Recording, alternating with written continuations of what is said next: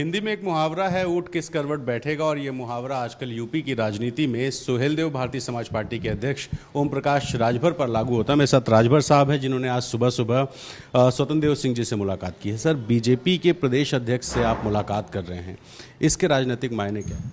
कि हम लोगों की शिष्टाचार मुलाकात है। यह देश कृषि प्रधान देश था, अब जाति प्रधान देश है। जाति में हम पिछड़ी जाति से आते हैं, वो भी पिछड़ी जाति से आते हैं, तो शिष्टाचार मुलाकात हम करते रहते हैं। अच्छा, पिछली बार जब मैं आपके पास आया था, संजय सिंह की तस्वीर आई थी ट्विटर पे, और आपने कहा था दो नेताओं में कभी शिष्टाचार मुलाकात नहीं होती है। आप अपनी ही बात पे आज कॉन्ट्रडिक्ट कर रहे हैं।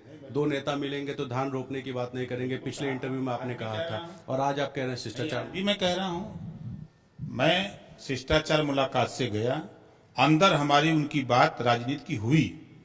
उन्होंने राजनीति में हमसे पूछा कि आपका क्या चल रहा है, क्या क्या कर रहे हैं। जब उन्होंने मुझसे भी पूछा तो मैंने भी उनसे पूछा।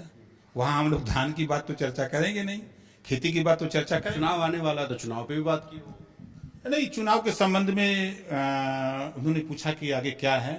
हमके तो आप तो जान ही रहे हैं कि कमरे में कुछ बाहर कुछ होता है, तो हम तो आपको साथ छोड़े। आप जान ही रहे हैं कि मैं मंत्री था, आप बहुत मनाए कि नहीं मत जाइए, लेकिन हम नहीं माने। तो जो हमारे इशू थे कि देश में जाति जो जनगणना हो रही है वो जातिवार हो, जो पिछड़ी जाति की अलग अलग जातियां हैं उनकी जनगणना नहीं हो पा रही, जिससे उनको हिस्सा नहीं मिल रहा है।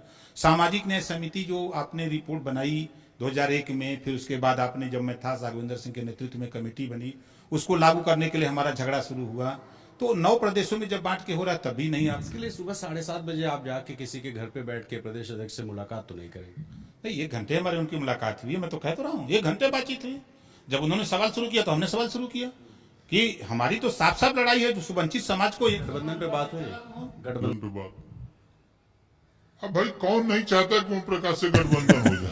आप क्या चाहते हैं? नहीं, हम तो देखिए इशू साफ साफ हमारा है।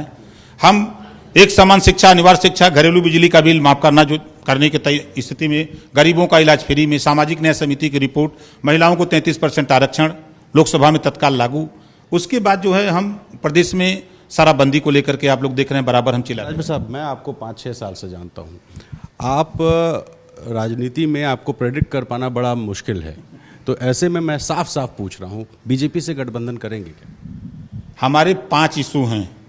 बीजेपी इसको लागू कर दे, उसके बाद तब विचार करेंगे, पहले नहीं। चूंकि मैं धोखा खाया हूं, दूध गर्म पीते समय बिजली जल जाती है तो माठा फूक फूक के पीती है। तो अब वो हम वहां जाने से पहले हमारे जो 5 इशू हैं उसको लागू कर दें, उसके बाद तो फिर हम विचार करेंगे। इस पे बात हुई?